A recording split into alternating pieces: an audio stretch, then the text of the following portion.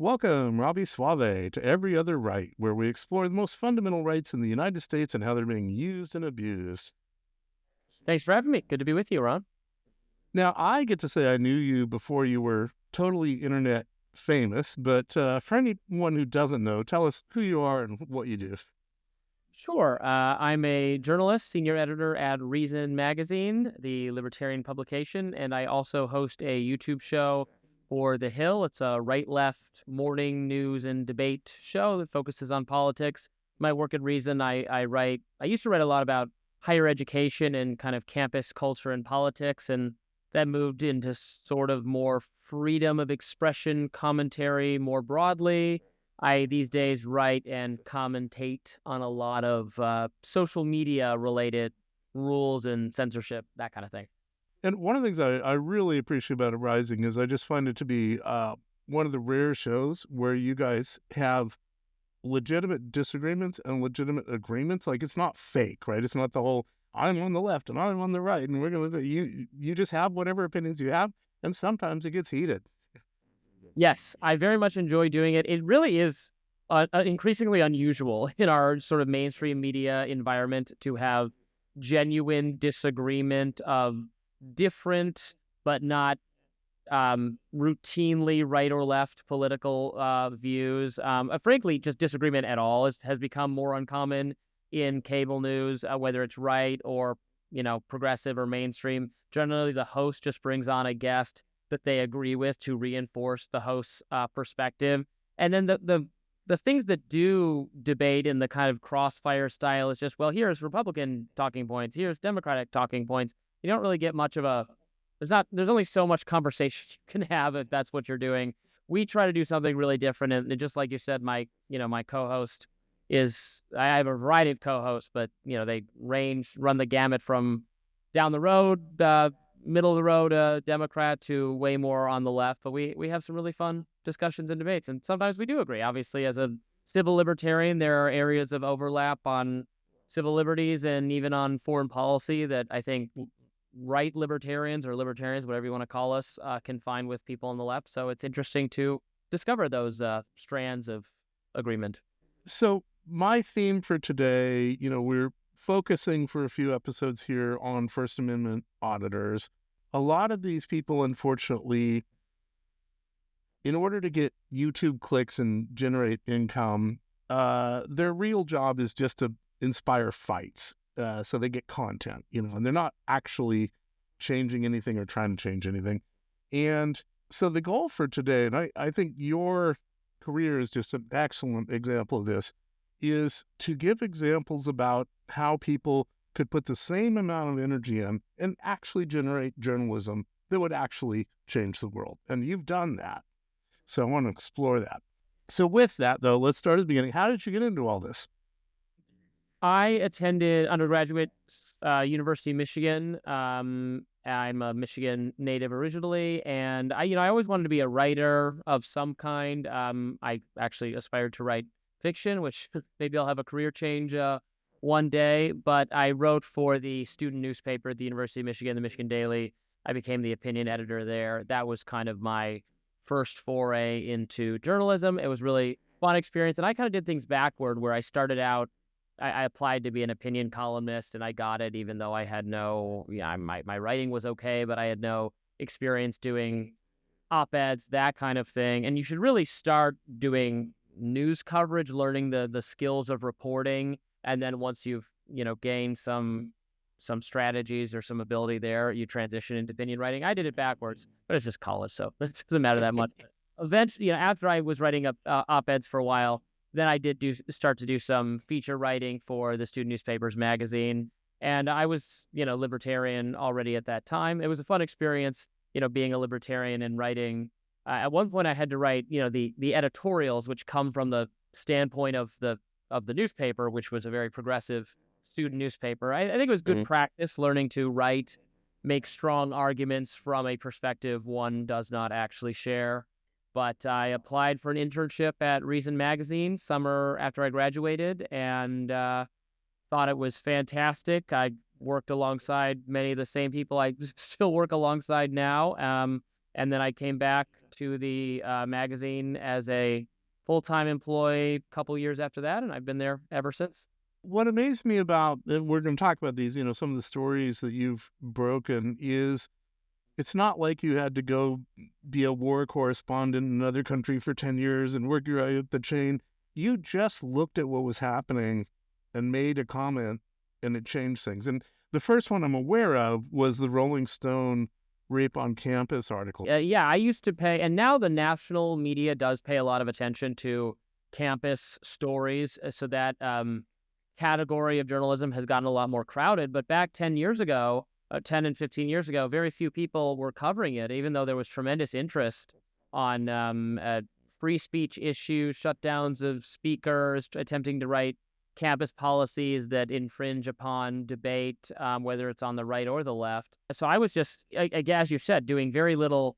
Wasn't that much work on my part. I was just paying attention to campus newspapers. I came up through one, so maybe that was my because of my background, it made it easier for me. But I would just notice things that were being reported by campus papers, and then I would call attention to them. I would do some follow-up reporting, some additional reporting. It's always helpful to call try to get contact with the university to see what they're saying about these things, or to try to talk to the speakers or the students themselves. Yes, my first splash on the national scene was criticizing the reporting behind this Rolling Stone story about the University of Virginia, where the author of this very widely read and influential piece told a horrific story of gang sexual assault on the campus, and that this victim, Jackie, was lured at a fraternity party upstairs and just awful ritualistically raped as part of some initiation ritual for the fraternity. At some point, she fell through a glass table and was on glass and all this. Yes. And then the rest of the story was about how, she wasn't taken seriously and the school didn't do enough to help her. And it was a really big story. It was talked about a lot. And I was skeptical of it after I read it a couple more times, because, I'd done a lot of reporting on campus due process and sexual misconduct procedures, and which is absolutely a real problem. I certainly believe that many sexual assaults take place on campus. I even know that gang sexual assaults have taken place, but this was a premeditated gang sexual assault with a fully conscious victim, which I had never read before. Usually we're talking about alcohol and drugs so that the people doing it can get away with it, because then the victim can't quite identify who it was. This woman apparently knew exactly who did this to her and was fully conscious for the circumstances, so that I had never seen one of these without alcohol or drugs being used to facilitate it. So that was the thing that made me skeptical. So I wrote an article criticizing it.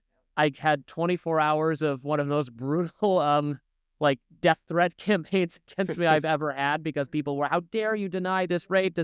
You're so evil. And then the story completely fell apart. It turned out that this journalist had done a uniquely bad job in verifying the story.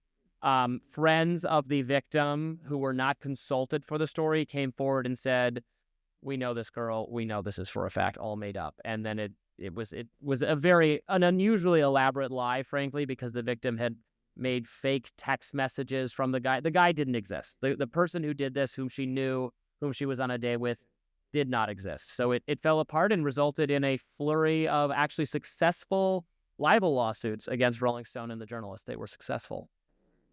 Yeah, and getting to the theme of today, you were just looking at what was there and commenting on it. I didn't go to the campus. I didn't break out my magnifying glass. I didn't. I just read it, processed it, and expressed doubts that probably other people, were feeling as well, but maybe were afraid to talk about, because we were starting to have such a kind of, that was a little bit before the kind of the Me Too movement, but a sort of, I would say, fervor. Not that we should absolutely show respect to people who come forward with stories like this. There's a disrespect or dismissal of victims or of women that had taken place that was very bad, but you also just can't automatically believe rather sensational stories without some verification. I think as a society, we're in a better place on that now. And also, yes, that always we should understand that the person taking advantage of this and doing the lie, that person is harming all the other people who are trying to Absolutely. report this stuff, you know. Absolutely. So the other big one, probably even these days, more people would know about, and again, it's just amazing because again, it was just you looking at things. The Covington Catholic High School thing. Yeah, that one was if I'm known for one thing now, it's that story, which most people have heard of. It was this group of young of high school aged boys who were on a field trip to participate in a pro-life demonstration in Washington D.C., and they were on the steps of the Lincoln Memorial, and then viral video, a brief clip of them went viral on social media that appeared to people to show them harassing this elderly Native American man. And they quickly became, they're wearing red MAGA hats. So this became they were the icons of the cruelty and the racism of the Trump years of the MAGA movement. And they endured a, news cycle of just everyone on earth screaming at how horrible they were, particularly the lead boy who was like viciously in the face of the Native American man. After a day or so, I sat down to write about this. And as I was sitting down to write about it, I was just totally lucky that a full hour's worth of video footage of this encounter had just appeared online. So I watched it before I weighed in.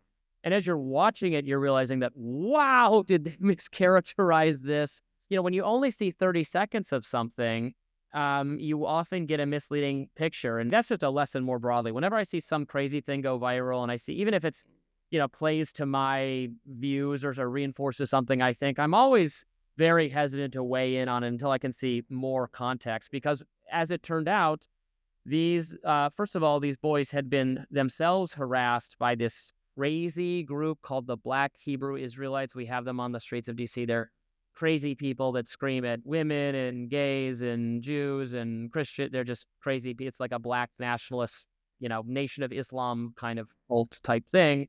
They had been yelling at the boys for a long time. And the boys had been perfectly responsible, in response. We're not succumbing to the temptation to fight with these people who are trying to fight with them. And then this Native American activist person really did wander into their midst, and they were not doing anything particularly aggressive with him. And the kid who was the avatar of MAGA racism was not in his way, was actually told his friends, let's not bug him, whatever. It was completely the opposite of the way it had been betrayed. Now, did every kid at that gathering act 100% responsibly at all times? I cannot necessarily attest to that, but it was just not at all the way it had been portrayed. So I wrote an article saying that, and it caused some waves. It prompted a lot of reconsiderations that I'm grateful for in mainstream media. In addition to a couple, thunderous that Robby's trying to spin this, but I think anyone who watched the real footage would have gotten a lot of people had to apologize. That's Yes. just the time. And a big lawsuit came out of it, and Yes, all indeed. of that. Yeah. Well, and again, my point here is like all you did was watch all the video. I mean, anybody in the country could have watched all the video. Yep. Why do you think you were the one who did? I mean, why didn't? And I guess it also gets to whether it's the Rolling Stone thing or the Covington thing. What is it that tickles your brain and says, I need to look at this? I mean, anyone can train their brain this way to avoid succumbing to the temptation to just believe everything you see and read, that it reinforces your own perspective. Maybe that's kind of a libertarian thing that we feel free to criticize both sides. Even both sides is a kind of even limiting way of thinking about things these days. But I just try to not believe everything that even that I want to believe that is flattering to a limited government perspective, and verify. Right now, Elon Musk and his people are attempting to identify a lot of bad federal spending. I believe there's a lot of bad federal spending. We've been sounding the alarm on that for years and years and years, and I was pointing to a lot of things even in USAID that I think are bad and we should not fund. But then MAGA people, latched on to this idea that Politico was getting this direct government subsidy. I'm like, well, hold on, they're paying for the subscription to the pro product. I mean, you can say they shouldn't be doing that, but like Republicans pay for this too because it's granular data about like what regulatory decisions are being made. And MAGA people didn't want to hear that, but we gotta serve the truth, or we're just not doing our jobs. Well, and also say one of the things, again, I appreciate about Rising that I think is these days, unfortunately, missing from, many newspaper rooms is one of the reasons you should have people of different political persuasions in your office is only the people who disagree with something sometimes are going to see the BS. So things that, you and I, if we can say, hey, it was government corruption, we're always going to believe it was government corruption. We need somebody around us who believes in the government more than we do to say that's BS. Because we can't, whatever you believe, you don't see the BS on your side. That's you've got to have other people for it. And, we all engage in the temptation to, that's how the human brain works. We want to remember things in ways that are favorable to ourselves. We want to view the world that are in ways that are favorable to our perspective. I think that's fine. And I think journalists that, pretend to be neutral, just the facts, your kind of TV correspondent person who says they're not an opinion person, they're just laying it out for you. Well, those people all have agendas too. It's impossible not to have your own ideas and opinions and ideologies about the way the world works.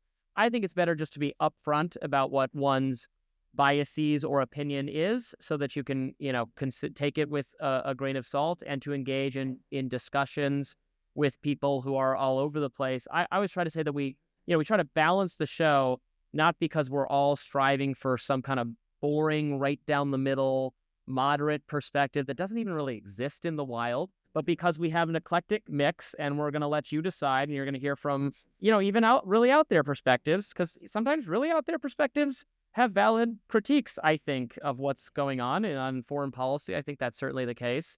So you should never, dismiss the quote unquote crazies entirely, because one and however many crazy things ends up having at least a kernel of truth to it. Right. And what the saying these days is the conspiracy theory today, 6 months from now, is the fact, right? So every once in a while that occurs. Yeah. So I want to talk some about the mechanics of just being a journalist and then we'll do some reactions to some of these First Amendment auditors and see how you would approach it. So first of all, I mean, now it may be a little unusual you coming through Reason, but how often do you get assigned a topic versus choosing your own? Or have you ever been in a situation where you were assigned topics? No, I get assigned topics all the time. I do less writing than I used to because TV commentary takes up so much of my time now, and I do a YouTube show for Reason as well. But, we all kind of have our set little beats. And I used to be very involved in the campus beat, but now that I'm 36 years old, I felt like I had to hand that off at least partly to someone who's a little bit more in touch with youth culture. So my colleague at Reason, Emma Camp, who's actually herself a University of Virginia graduate, does more of that sort of thing. But I'm asked by other editors to tackle certain things pretty regularly. Although it's just kind of understood that if there's the efforts to ban TikTok, for example, that's something Robby's going to weigh in, or Elizabeth Nolan Brown's going to weigh in. We both work on tech subjects. It's kind of, we just, have defined beats, sort of. So I'm curious, coming up through the magazine/website thing of Reason and now doing Rising, has that changed any of your approach or opinions about journalism? Ooh, that's an interesting question. Yes, how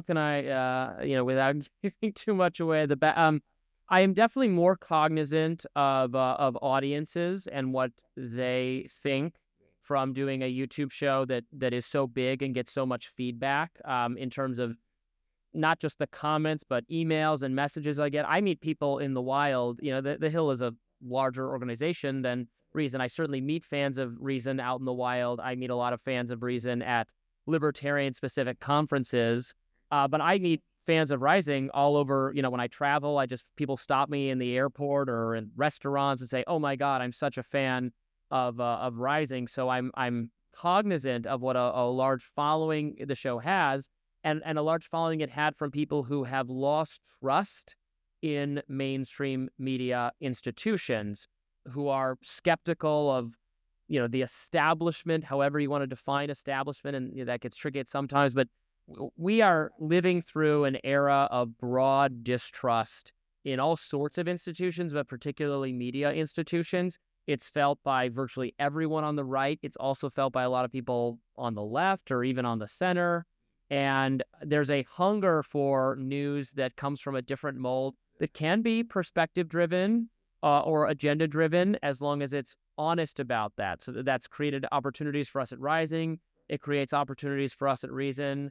The old model of a handful of major television channels or major newspapers, and then your local newspaper, and you learn what your world is about from this kind of limited number of sources, that is just over forever. The internet has broken that. Social media, more than anything else, has broken that.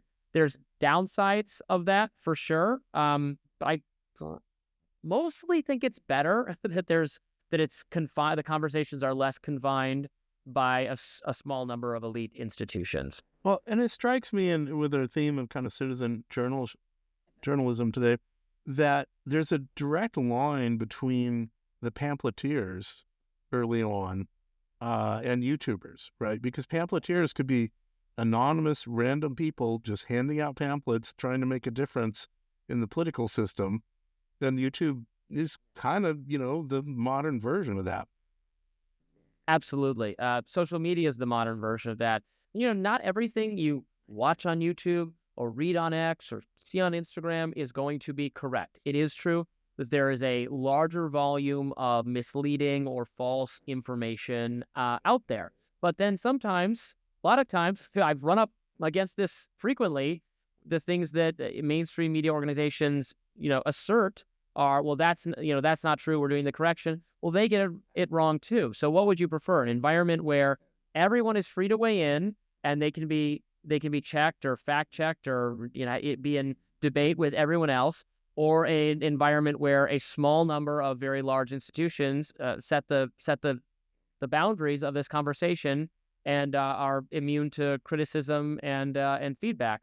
I know what I know what I prefer. All right, so what I would like to do now is have a few different First Amendment auditor things, most of them cut out into small little clips to get your reactions to how you would approach certain things and what you think about what they're doing there. So to start out with...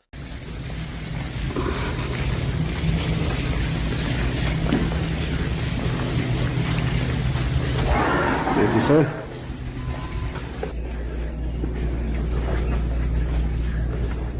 Hello, can I help you? Yeah, we're here to join the conference. It's just for media. Do you have your credentials? First, the Constitution of the United States. This was just by invitation to the media outlets. We have every right to be in there. I'm sorry you're not on the list, sir. You guys know the 5 elements under the First Amendment, what we're exercising? Freedom of speech, Okay. freedom of press, Okay. freedom of religion, Yes, sir. freedom to petition, and freedom to assemble. Okay. And what did I just name in those freedoms? Press. Listen, sir. Yes, sir. I'm in press. That's freedom. So as the lady explained, this is a credential thing. So these are YouTubers, and won't get into at the moment, what they typically do. They're First Amendment auditor types. What do you think? I mean, and I think the local government is very familiar with them, so they've made a choice here. Is it legitimate to exclude these people from this media meeting?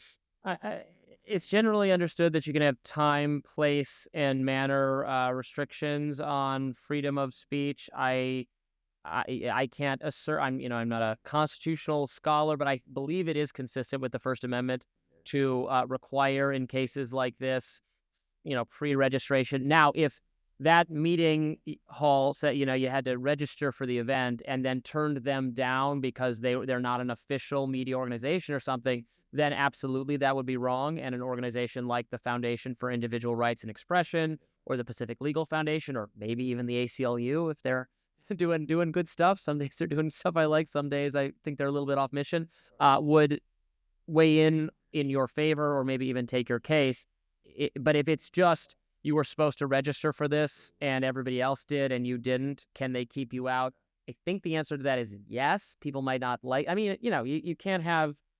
There's a finite amount of space in the room. Or if they say there's only 25 slots and you waited and they already filled up the 25 slots, they can impose restrictions like that. Not everyone will like it, but it's kind of like just don't be a dick. Like if they say you just got to register for the event, register for the event. If they said we're not allowing you because you're not an organization, it's true. There's no the first that would be wrong. Is what I mean. The First Amendment does not say that only official journalistic outlets get freedom of the press. Journalism is not a defined, separate kind of thing. You don't need a license to do it. Anyone who says they are a journalist or engages in the work of journalism counts. But if it's just, you got to have we'll give you a credential. You just have to say who you are and what you're doing. That is, I think, fine. I don't know for sure. I suspect in this case that if they had applied, they would have been denied. Because again, I suspect the local government knew them as sort of troublemakers and didn't really want them in the room. And it sounds like you're saying that wouldn't have been. Because if they're in the room, they're going to start heckling the speakers or interrupting the proceedings. Then that is fine. You can have a meeting for a city council or a governing board or a public university campus. They can eject hecklers. It's okay to boo or cheer when responsible, to ask questions but if you're going to shut down the meeting because of your disruptive behavior, then nobody else is enjoying their own freedom of speech, right? Or their freedom to hear the speaker if you're interfering in their way. So, we can be reasonable people and have like reasonable restrictions. But if they just showed up and did not go through the proceedings, I think that's probably wrong. Now I'm going to show you a series of a few clips of someone doing what they call a First Amendment audit, right? So they go to some kind of government office and they usually say they're working on a story, as we'll see. And mostly they're trying to get arrested, or at least be threatened to be arrested so that they have a story or a YouTube video. Wow. Okay. Good. Wow. Love the little motif going on. Fall. How you doing? Good. I'm just taking some pictures and video for news. So this is a tax assessor's office in a small town. And as you can see, and you'll see more, there's about a 15-foot space this person can move in because everything else is, glass walled off. So the first thing I wanted to bring up or get your opinion on is she's saying, I'm taking pictures for news. And one of the First Amendment auditor kind of beliefs is that journalists have special rights. And you can't prevent them from journalisming. Well, if they looked like they were, what was the objection to what they were doing? That they shouldn't be taking video or photos? At this point, there's no objection. She's just saying, I'm filming for press. But often then the excuse becomes, you cannot prevent me from filming because I am press. Oh, I agree. I mean, they shouldn't be able to prevent you from filming just because it's in the public area of the public space. Not because you're press. The difference between press and non-press from the First Amendment standpoint, there's no difference. Again, it's the action, not the person. It's like, are you what defines if you're a poet? Well, if you're writing poetry, you're a poet. Like there's no you don't. This isn't like a Dungeons and Dragons class where you've signed up to be a bard and then that's what you are. If the work you're doing falls under that category, that's the important thing. So if you're going to a public place and documenting the activities of government officials, including by videotaping them or talking to them, it doesn't matter if you're not credentialed to be a journalist. That work is protected by the First Amendment. So there's no. Usually that's an argument I'm having with mainstream journalist people who are certain that when we get classified document, when someone leaks classified documents to us, the Washington Post, the New York Times, and we publish them because we think that's in the interest of national security, our activities should be protected because we're journalists. But when Julian Assange does it, you're not a real journalist with a capital J. So that's icky and treason and wasn't done the right way. No. Against all of that, it's the same thing. The First Amendment doesn't care whether it's New York Times or Julian Assange. It should be. In my view of what Julian Assange did, it was good for the American people to know that the government is lying to them. So that distinction should not exist. Yeah, and I think a misunderstanding on the part of many of these auditors is they believe the law says they have special rights when acting as press, when in fact what the law says is you have the same rights as anyone else. Yes. But you don't have lesser rights. So someone can't exclude you because you're press, but you don't have any more rights than any other person because you are the press. I agree with that. Okay, so let's go to the next one for this person. Look at the American flag over there. Louisiana state flag. It's an older building, you can tell. Looks like they may be doing some renovations. So I just have this here to say, this person who's doing an audit of this and also will say that she's working on a story, spends 20 minutes of what we just saw. Oh, look, there's a tricky thing over there. There's a thing. Never asks a single question of the tax, that never looks at a single document. One of the questions I had for you was, if you were in a position where you were in a tax assessor's office, you could be there for hours, you have someone who's trying to help you, you have a legal right to view at least non-confidential documents in that office, what would you be thinking? How would you be approaching this to say, hey, I'm looking to try and get a story out of this? I mean, I think it's of dubious news value what you're going to get from just showing up in that way. I don't know if these people were attempting a kind of undercover sting type thing. I guess they weren't, because they were clearly recording. And I tend to take a not very positive view of a lot of those things. I think in rare circumstances, it's permissible to like misrepresent yourself. But I've gone undercover, like, very low stakes undercover to campus protests or activities of student activist groups where I've kind of just like hung out with them. But every time, if they ask me who I am, I say. Then if they say, are you a member of the media, or they look me up, I confirm that. I think, there's the James O'Keefe type thing, Project Veritas, where he, goes on these elaborate dinner dates with employees of CNN or Pfizer or the Department of Labor or whatever, and then gets them to say something kind of embarrassing for the organization. It's like, oh, huge scoop. Like, well, if you misrepresent yourself, you can't necessarily trust what the other person said. Like, if you approached me in a bar and just started saying crazy things, I might just like go, oh yeah, I agree with you, in order to like, end this uncomfortable situation. And then it'd be like, shock, Robby agrees with whatever crazy thing I said. Nah, man, it was just a weird social circumstance I'm trying to get out of. Right. For myself, I'd like, if I'm in the town and I want to see if I can find a story, I'd maybe do some web searches, see if there's any questionable things, and then go in there and ask for those documents or ask for them to explain how it happens, right? And part of my point again is we'll see, she spends an hour or two in this place and in this little 10-foot region, and her entire purpose is to get them to call the cops. She could have spent that time, if she'd done a little bit of work ahead of time, etc., possibly finding an actual story. Yeah, if you're gonna go to a location and film like in this circumstance, generally you will have done a lot of other work. Like, that would be the last step. Like, you already have some inkling of a story. Maybe you've FOIA'd a bunch of documents. Maybe you've tried to interview various people and they didn't, respond to you in a favorable way. And then like the last part of it is showing up with a video recorder to say, and this is how we were treated when we were there. I don't know if you start with that, what are you? You're not gonna. There's not like this is a video game where there's a treasure box with the secret documents or something. I don't know what the point is there, other than, as you say, to get arrested. Is it a certain news? Right. What is the story in regard? Well, it's an investigation, so I don't want to compromise it. So. You're just sitting here, though. Is there an issue? Well, you're interacting with me, so. Is there anything that we can help you with as far as property that you own or anything like that? Yeah, it's a constitutionally protected activity. It's the one that she swore an oath to. It's called freedom of press. So one of the things I find amusing about this is literally the person's trying to help her. What can I do for you? This is an audit that's supposed to show whether this office is acting appropriately. The person is absolutely trying to help her, and she's annoyed that she's trying to help her. Yeah, it's a good reminder that, even as I'm a critic of government bloat and government agencies, and I've had a lot of frustrated dealings with, the local DMV, the post office, etc. I've also had frustrating dealings with Verizon and Comcast. It can be irritating.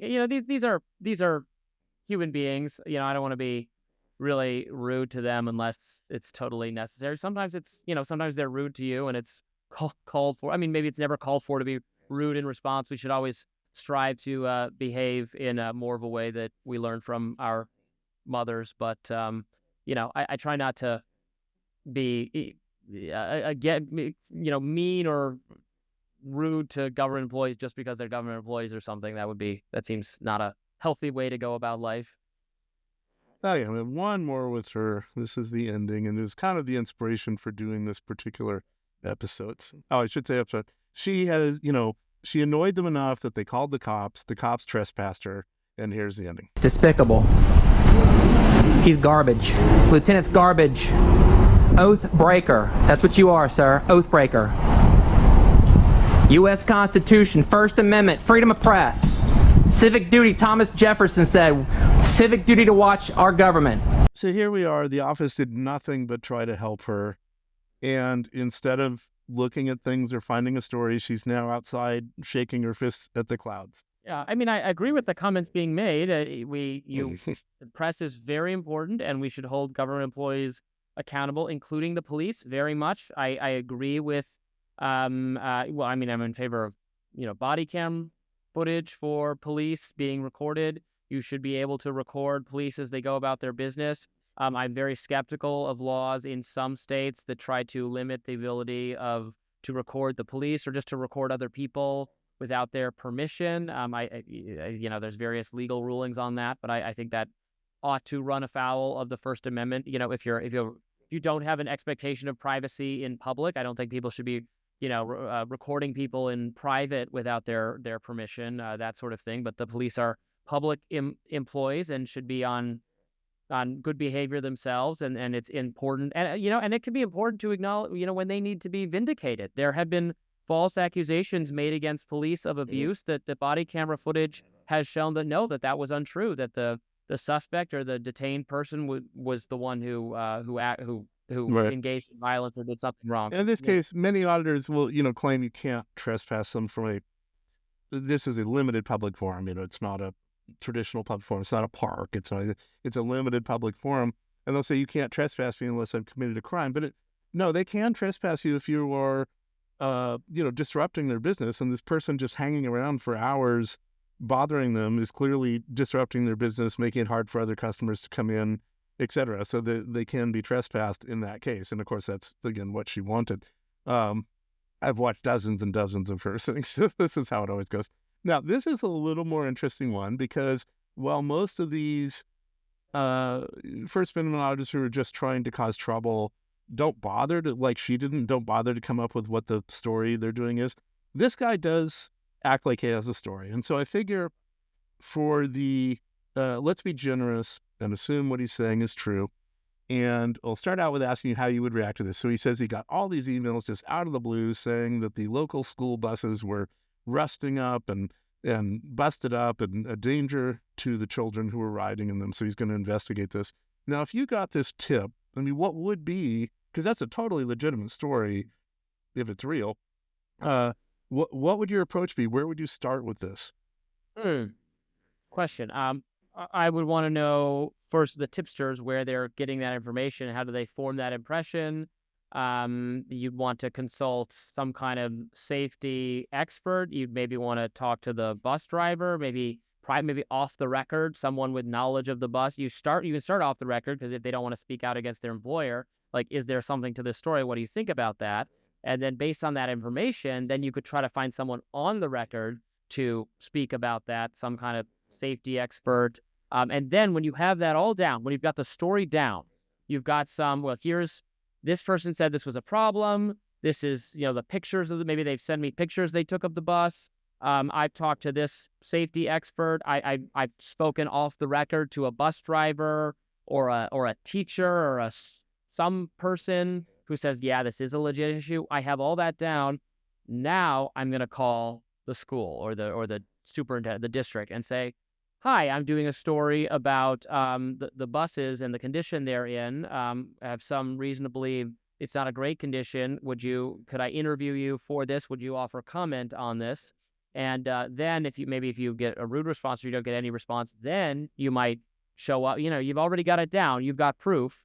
Then you might show up at the school district headquarters with a camera and say, hey, I want to talk to somebody about the condition of the buses. I'm doing this story on it, and you've been ducking my calls or not really participating. And then you might, record your interactions with the local officials. That might be worthwhile. But you'd already got to have the story down. You know what I mean? You don't start with that. You don't get a tip and then just go to the school district because they're going to beat you then. They're going to say, sure. So that's all great. And guess what this guy does, right? So let me just, here's the very first part I just wanted to show. It's only a couple seconds. So here's what he's doing in the beginning. He goes right to the bus yard where there's a do not enter sign. Would you respect that if you were doing this story? The do not enter sign? Yeah. No. Okay. No, I'd be, that doesn't look like, I don't think a do not enter sign is going to stop me from walking further into that parking lot or road or whatever. Okay. I mean, going to see the actual condition of the buses for yourself would be a perfectly fine thing to do, I think. Okay. So you agree with him on that one. So that's good to know. Yeah. And here's where he actually does get a sort of interview with someone like you were talking about. Excuse me. Hi. Hey, I had a question for you. I'm working on something about some buses or other equipment that are supposedly like really dilapidated and kind of dangerous. Does that sound familiar at all to you? No. Like really run down, rusty, that kind of thing. Things that, They would never let us operate vehicles. Honestly, like I kind of just, my gut told me that, but I recently got several emails basically saying that they're concerned about the kids being on buses and stuff like that. So I thought, I'll look into it. But just again, so you mentioned, okay, you would go past the don't enter sign. Is this a way you might approach it, especially if the school had been shining you on or something? Might you try to find someone this way? Yes, I might. I would not begin by sticking a camera in their face. I think that causes people to freeze up. People rightly respect their privacy, particularly if they're not in a public-facing role. I might approach that person and strike up a conversation about the condition of the bus, or say would they like. Again, I would say off the record, you're not going to be in this story. We won't say anything that we even talk to you. To put them at ease, to get the information. That if you walk up to someone with a camera and wait, that's just an aggressive or a confrontational way. Now, again, there are circumstances where confrontation is justified. But you're never going to get that person to tell you something genuinely useful in that case if you start with the camera. And let me also ask you, would you buy it? Here's this person who works here, and she works on the buses clearly, or at least cleaning the buses, so she might not want to admit that they're all falling apart. I mean, what would you do with this information that she gave you? Right. I mean, they could, if they said, think about it from that person's perspective. If they say, oh, yeah, the buses are all falling apart and rotting, it's terrible, the school district is awful, they'd lose their job. They're being recorded. So they're not, that's a situation where you might not be getting the true answer because you started by recording them. You should sometimes be skeptical of things people won't tell you on the record if they're not going to put their name to it. But if when you're gathering information phase, the way you should not start with the camera. Okay, so let's say you didn't, and she told you this. Would you want another source or two, or would you kind of go with what she told you? It depends how specific it is and where that person's knowledge comes from. No, of course I would want additional sources, but if they gave me specific information or backed up, let's say it had been parents who had complained to me, and that this person off the record validates complaints that parents made. Well, then maybe now I do have enough to go to the district and say, hey, I've gotten a variety of information from a variety of different sources that there's something wrong with the buses, and this is what it is. What's your response to that? Okay. And so next, of course, someone notices him, and we get the confrontation that he's starting to look for here. How's it going? Good, how you doing, man? Good. How you doing? I'm Duran. Steve. Steve, nice to meet you. What are you up to today? Just working on a story, actually. Okay. Did you get permission to be here on property, school property? No, I came in on the gate on the other side. There wasn't any signage that said couldn't be here. So I'm gonna ask you to go and step out on the main road there. If you I guess I'm just a little confused. Like, what's making this not okay to be here? So, because like I said, we don't know who you are. You say your name is Steve. We have kids here all the time. You just can't walk into a school. We have kids here too. So I'm gonna ask you one last time. If you don't move, I'm gonna call 911. If you wouldn't mind stepping over there, please. Yeah, I mean, if you want to call the police, I just think that's I'm totally gonna do that right now. So you can tell here, of course, he wants him to call the police. But given this situation, would you go to where he's asking you to go to, or what would your reaction be in this situation? You know, I mean, for schools, I think the law is pretty on the side of schools being able to restrict people from the property. I mean, most parents are on board with that. Even if they thought there was some problem with the buses, like, yeah, try telling parents at a school that, oh yeah, there was a strange man walking around that we didn't know in the parking lot. You would not hear a single person say, oh, I hope his First Amendment rights were respected. They'd all say, what? I hope you called the police and ejected him swiftly. You know, you can't just be walking. The public school playground is a public area, but some person in a trench coat can't just be hanging out there. Now, would I call the police on this person if they said I was a journalist working on a story and they were just in the bus area? Would I do that? No. But are they legally in their right to do so? I suspect the answer to that. Well, it seems to me, what I might do is go where he wanted and then try to interview him, right? See if he could help out with things. But again, his goal here is to get the cops called, so that's not the approach he was going to take. Right. I mean, if you start with confrontation, you're going to get it. That's the bottom. That's the lesson here. So the last one for this guy, he's been taken outside and he's having a debate. So, what's your name, Steve? Yeah. So here's what I said. All you had to do was come in and ask, and we would have gladly showed you the buses and given you the opportunity. And to here's the scope it. case. But you're doing it secretively. That may be the case with the Thurston County School District, right? Or the North Thurston School District. Okay, that may be the case. However, I cannot tell you how many times I've gone to investigate certain issues where, earlier in my career, you give them advance warning, and what happens? It gets cleaned up. So, what do you think about this? Of course, that he's worried that they'll fix the buses or something. I mean, it seems legitimate to me in a way. So. Yes, no, it does. I mean, that's why you want to get all the information on what's wrong with the bus before you prompt them to respond to it. I mean, I think the goal of this journalism is to get the buses fixed in the first place. So if they're afraid of you telling the story, so then they fix the buses, I mean, that becomes part of the story. Due to the questions we raised, we've been assured the buses are being fixed, and we have some evidence that that's the case. Again, in the get the school's perspective phase, where you've, in an ideal world, already done all your research and have your evidence, then if they rebuff you, you could say this, or they refute. They said they would make it available for us to see the buses, but they never did. Or we know that they finally fixed the buses when they were ready to show us. Also, in the case of the bus, couldn't you?